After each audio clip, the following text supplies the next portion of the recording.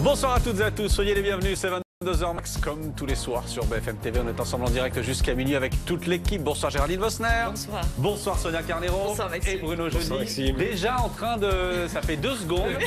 Déjà en train de se chercher tous les deux. Oui, C'est on s'est pas vu incroyable. pendant longtemps. Je vous ai séparés pendant 2 jours. Bah, c'était Je trop dur. pensais que ce soir... Bah non, on aurait dû vous séparer encore. Allez, regardons les titres à la une ce soir. Et d'abord les aveux partiels d'Olivier Duhamel. D'après nos informations, le politologue a reconnu devant les enquêteurs une partie des faits d'inceste sur son beau-fils. Des faits qui remontent à la fin des années 80, des faits qui seraient donc a priori prescrits.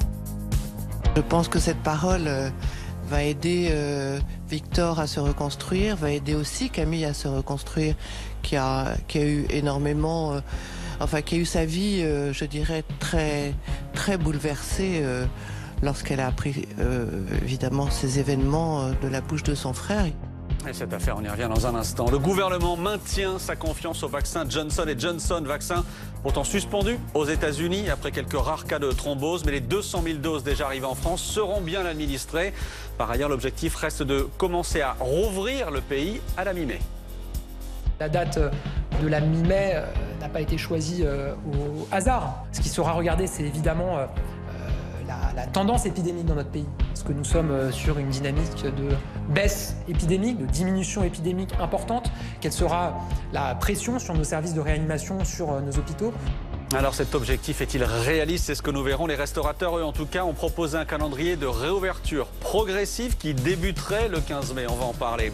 À la une également ce soir, Éric Dupond-Moretti défend sa réforme de la justice sur BFM TV. Audience filmée, durée des enquêtes préliminaires limitée et surtout généralisation des cours criminels. Ces cours jugeront par exemple les viols sans faire appel à des jurés populaires. Contrairement à ce qui se faisait jusqu'à maintenant, le ministre de la Justice qui essuie une pluie de critiques de ses anciens confrères avocats. La cour d'assises, d'abord, elle va être maintenue, pérennisée. Mais je fais en sorte qu'un homme ne pourra pas être condamné, un accusé, sans qu'il y ait eu une majorité de jurés pour le condamner. Je redonne vie à la souveraineté populaire. Voilà pour le programme de ce soir, programme qui ne serait pas complet sans le plus de Sonia Carnero. Sonia, on vous retrouve dans une vingtaine de minutes. Oui, il devait sortir de prison en 2139. L'escroc de Wall Street est décédé aujourd'hui en prison à l'âge de 82 ans. Son nom, Bernard Madoff, auteur de la plus grande escroquerie financière de l'histoire. Il avait écopé de 150 ans de prison pour avoir volé plusieurs dizaines de milliards de dollars. Splendeur et déchéance. Ce soir, on retrace la vie de l'escroc du siècle. Merci d'avoir choisi BFM TV 22h max. C'est parti.